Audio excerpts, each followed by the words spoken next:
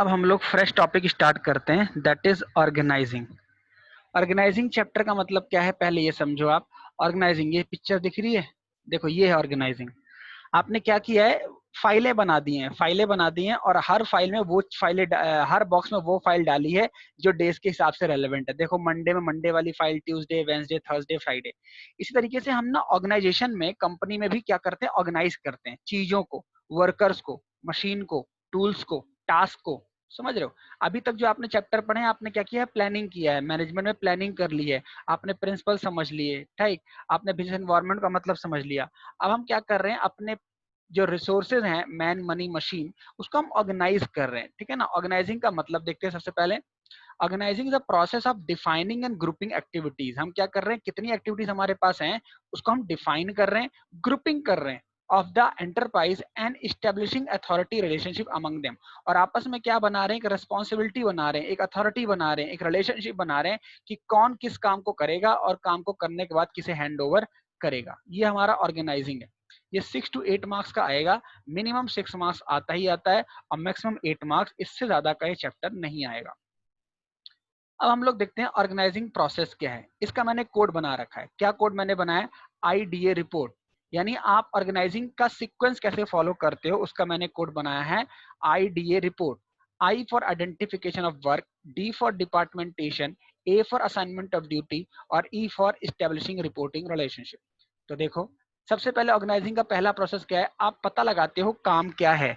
देखो पहला काम क्या है, identifying and dividing the total work to be done into small and manageable activities so that duplication of efforts and resource can be avoided and the burden of work can be shared among the employees। ठीक है, सबसे पहले आपने क्या किया, आपने work का पता लगाया। वर्क का पता लगाने के बाद आपने काम को बांटा और काम को ऐसे बांटा ताकि किसी भी वर्कर में क्या ना हो, बर्डन ना आए, राइट।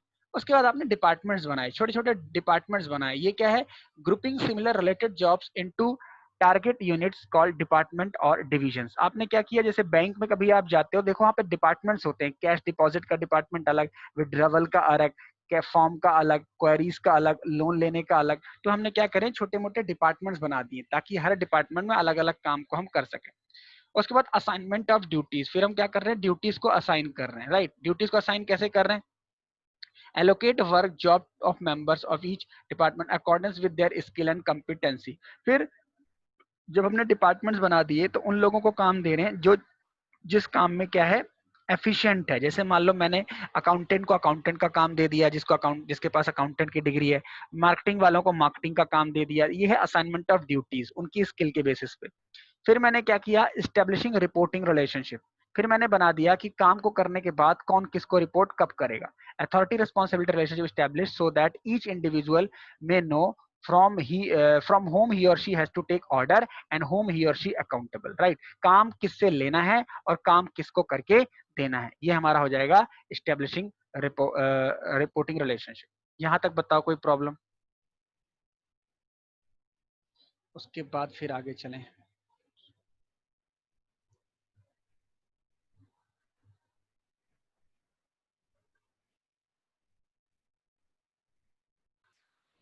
अब स्टार्ट करते हैं इंपॉर्टेंस ऑफ ऑर्गेनाइजिंग। अभी हमने देखा था प्रोसेस, अब हम देखने जा रहे हैं इंपॉर्टेंस, यानी ऑर्गेनाइजिंग की क्या वैल्यू है, ऑर्गेनाइजिंग की क्या इंपॉर्टेंस ऑर्गेनाइजर में। तो इसके भी हमारे पास 5-6 पॉइंट है। ठीक है, आपको याद रखना है एग्जाम में आपको मैक्सिमम 6 पॉइंट लिख के आने, ठीक है ना, क्योंकि मैक्सिमम जो क्वेश्चन है वो 6 मार्क्स का आएगा। जब भी हम 7-8 पॉइंट किसी आंसर में देखते हैं तो वो नॉलेज पर्पज से है, आपको उनमें से कोई 6 पॉइंट याद करने और एग्जाम में पुट कर देना है। ज्यादा लिखने के नंबर नहीं है, हाँ कम लिखने के जरूर नंबर कटते हैं। आपको रेलेवेंट आंसर लिखना है, ज्यादा नहीं लिखना है, राइट। सबसे पहले स्टार्ट करते हैं। देखो सबसे पहला क्या है, benefits of organisation, benefit to organisation. Importance of organising क्या है कि बेनिफिट होता है, किसको होता है बेनिफिट, ऑर्गेनाइजेशन को। बेनिफिट टू ऑर्गेनाइजेशन कैसे भाई, organising leads to systematic allocation of jobs among the worker in according in according in according with their skills and competencies. A worker perform a specific job on regular basis which allow him or her gain experience in that area. This reduce the workload, enhance productivity and leads to organizational growth। organizational growth, ये हमारे पास इसका answer है। पहला इसने क्या बताया, इसने ये बताया कि बेनिफिट्स टू ऑर्गेनाइजेशन, ऑर्गेनाइजेशन का बेनिफिट होता है क्या करने से, ऑर्गेनाइजिंग करने से। कैसे बेनिफिट होगा, जब आप काम को उस पर्सन को दोगे जिसमें वो एफिशिएंट है, जिस काम को तेजी से कर सकता है, उसके लिए वो वर्क स्पेसिफिक है, तो डेफिनेटली उसकी एफिशिएंसी बढ़ेगी और वो काम करने के लिए स्किलफुल हो जाएगा और फिर आपके ऑर्गेनाइजेशन का फायदा होगा।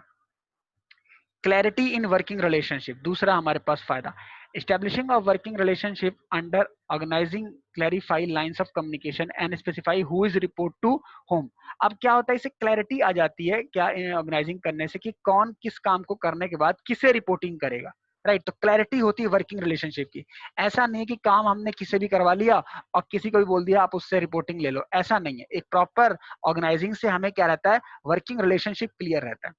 उसके बाद इफेक्टिव एडमिन रहेगा। एडमिन इफेक्टिव कैसे रहेगा, organising clarify jobs duties and authority responsibility relationship, this help avoid confusion and duplication, enable proper execution of work, thus managing an enterprise become easy and bring effectiveness of administration। कैसे, अगर आप क्या करोगे, clarify कर दोगे job को, किसे कौन सा काम करना है, और उनमें क्या बना दोगे, अथॉरिटी रिस्पॉन्सिबिलिटी रिलेशनशिप बना दोगे, तो उससे क्या रहेगा हमारे पास, ये रहेगा कि काम को हमने बेटर तरीके से किया और हमारे एम्प्लॉयज में एफिशिएंट हो जाएंगे।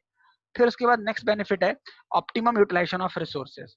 The proper assignment of job avoids overlapping duplication of work, which help in avoiding confusion and minimizing wastage of resources। अब देखो, जिसको जो काम आता है उसको वही काम दोगे तो वो कम से कम टाइम में ज्यादा काम करेगा और आपकी कंपनी को नुकसान में नहीं आने देगा, ठीक है। यानी आपके रिसोर्सेज को प्रॉपर यूज करने के लिए क्या जरूरी है,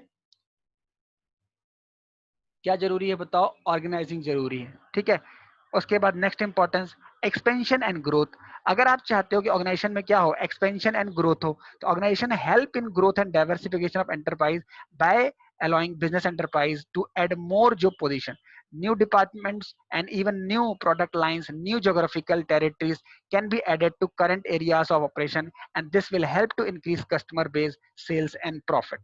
बात समझ में आई यहाँ पे, आपकी कंपनी में बेटर ऑर्गेनाइजेशन से क्या होगा, आपके फ्यूचर की ग्रोथ होगी, आपके वर्कर्स की ग्रोथ होगी, डिपार्टमेंट्स की ग्रोथ होगी, आप नए डिपार्टमेंट्स बना सकते हो, नए प्रोडक्ट लाइन ऐड कर सकते हो, ये आपकी ग्रोथ का साइन है। उसके बाद नेक्स्ट एडवांटेज है वो है adaptation of change. The process of organising, the process of organising क्या है ये, the process of organizing allow a business enterprise to adopt itself according to the change in business environment। Very good. अब business environment के chapter में हमने देखा था कि बिजनेस एनवायरनमेंट कैसा है, कॉम्प्लेक्स है, डायनामिक है, कीप ऑन चेंजिंग है। तो बिजनेस एनवायरनमेंट को समझने के बाद हम बढ़िया ऑर्गेनाइजिंग अगर करेंगे तो हमारे पास क्या हो जाएगा, चेंज को अडॉप्ट करने में हेल्प मिलेगा। जो एनवायरनमेंट जितना चेंज लाएगा हम उस हिसाब से अपनी कंपनीज को भी, अपने वर्कर को भी चेंज कर लेंगे। नेक्स्ट हमारे पास क्या है, डेवलपमेंट ऑफ पर्सनल। पर्सनल मतलब एम्प्लॉय।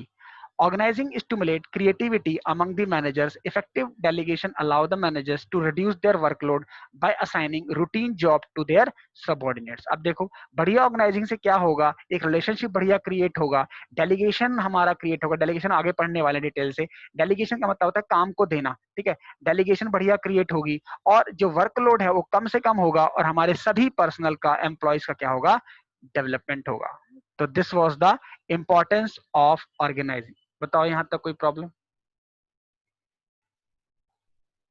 अब हमारे पास टॉपिक है ऑर्गेनाइजेशनल स्ट्रक्चर। स्ट्रक्चरिंग कर रहे हैं, अब हम अपने ऑर्गेनाइजेशन को क्या कर रहे हैं, स्ट्रक्चरिंग दे रहे हैं। ये क्या होता है स्ट्रक्चरिंग करना, ये डायग्राम समझ में आएगा। देखो, ये है स्ट्रक्चरिंग, ये है हायरार्की, ये है सिस्टम। इस तरीके से कंपनी में डिपार्टमेंट्स बन जाते हैं, ठीक है। तो देखो क्या है स्ट्रक्चरिंग का मतलब, organizational structure refers to framework within which managerial and operating task are perform. किस तरीके से मैनेजरियल और ऑपरेटिंग टास्क को परफॉर्म किया जाएगा, कौन मैनेज करेगा, कौन ऑपरेट करेगा, कौन इंप्लीमेंट करेगा।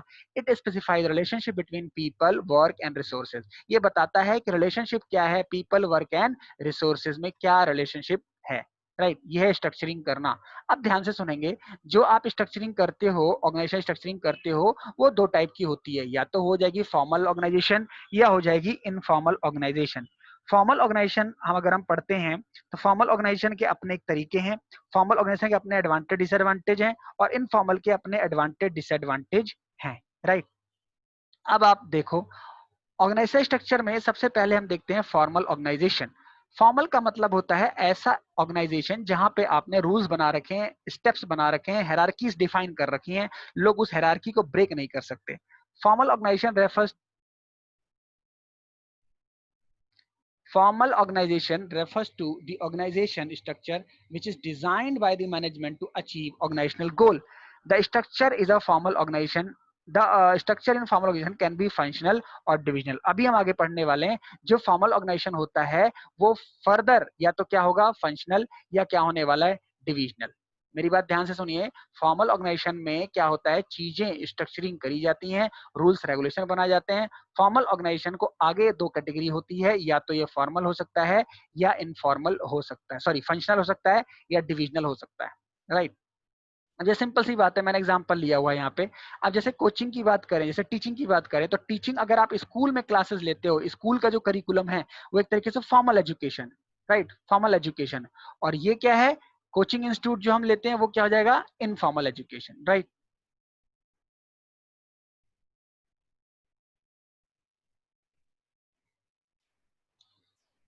तो ये हमारे पास, मैंने आपको एग्जांपल बताया, टीचिंग मेथोडोलॉजी अगर स्कूल की बात करते हो तो ये फॉर्मल है, और अगर टीचिंग मेथोडोलॉजी आप कोचिंग इंस्टीट्यूट ज्वाइन करते हो, प्राइवेट इंस्टीट्यूशन ज्वाइन करते हो, तो वहां जो एजुकेशन का तरीका है वो इनफॉर्मल है, राइट। अब देखते हैं फॉर्मल को डिटेल से पढ़ते हैं। देखो ये छोटा सा डायग्राम है, फॉर्मल एजुकेशन को दिखाता है, फॉर्मल ऑर्गेनाइजेशन स्ट्रक्चर को दिखाता है। कैसा, इसको डिटेल से देखते हैं। देखो पहले इसके फीचर्स देखते हैं। जो फॉर्मल ऑर्गेनाइजेशन है उसके फीचर्स देखते हैं। देखो ये फॉर्मल ऑर्गेनाइजेशन डेलिबरेटली क्रिएट किया जाता है, डेलिबरेटली डिजाइन किया जाता है। इसमें रिलेशनशिप स्पेसिफाई होते हैं, इसमें means to achieve the objectives होते हैं, इसमें कम्युनिकेशन थ्रू स्केलर चेन होता है। इसमें कम्युनिकेशन कैसे होता है, स्केलर चेन के थ्रू होता है। फीचर्स ऑफ फॉर्मल ऑर्गेनाइजेशन पहले हम देखते हैं। इट इज deliberately designed, कैसे, it is deliberately designed by top management to facilitate the smooth functioning of the organization. It is deliberately designed by the top management to facilitate smooth functioning of the organization. इसको create किया गया, ये अपने आप create नहीं हुआ। अभी हम पढ़ेंगे इनफॉर्मल, वहां पे रिलेशनशिप कैसे क्रिएट होता है अपने आप। इसको मैंने डिजाइन किया है, राइट। इसमें क्या है, रिलेशनशिप स्पेसिफाई है, कौन किससे कम्युनिकेट करेगा, कौन किससे काम लेगा, किसको हैंड ओवर करेगा, इसमें ऑलरेडी स्पेसिफाइड है, राइट।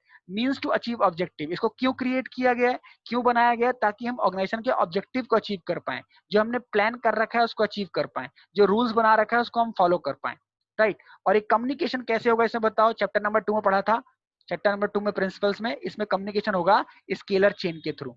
इसमें हम हायरार्की फॉलो करेंगे, इसमें रैंडम कम्युनिकेट नहीं कर सकते आप किससे भी, राइट।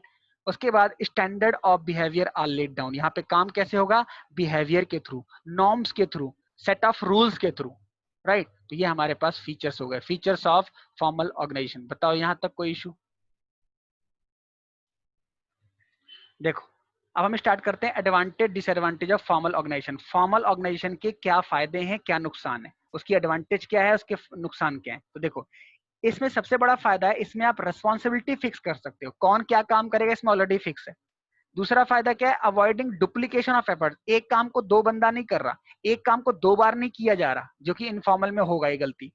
यूनिटी ऑफ कमांड यहाँ मेंटेन कर सकते हो, एक टाइम में एक ही पर्सन से काम करा जाएगा। ये प्रिंसिपल याद है ना आपको, चैप्टर नंबर 2 में पढ़ा था, unity of command, unity of direction. तो ये प्रिंसिपल यहाँ फॉलो हो जाएगा। कहाँ फॉलो होगा, यहाँ पे एडवांटेज है इसका, फॉर्मल में ये प्रिंसिपल फॉलो हो सकता है। इफेक्टिव अकम्प्लिशमेंट ऑफ गोल, काम बढ़िया तरीके से टाइमली खत्म हो सकता है। स्टेबिलिटी टू ऑर्गेनाइजेशन, यहाँ पे ऑर्गेनाइजेशन में क्या रहेगी, स्टेबिलिटी। स्टेबिलिटी मतलब आपके ऑर्गेनाइजेशन में चेंजेस जल्दी जल्दी नहीं लाने पड़ेंगे, एक बार आप रूल्स बना दो फ्री हो जाओगे। डिसएडवांटेज क्या है, यहाँ पे काम का डिले होता है, जैसे गवर्नमेंट का वर्क, सरकारी काम के तरीके से काम होता है, तो फॉर्मल में क्या है, गवर्नमेंट ऑर्गेनाइजेशन कैसे काम करते हैं फॉर्मल में, तो प्रोसीजरल डिले होता है।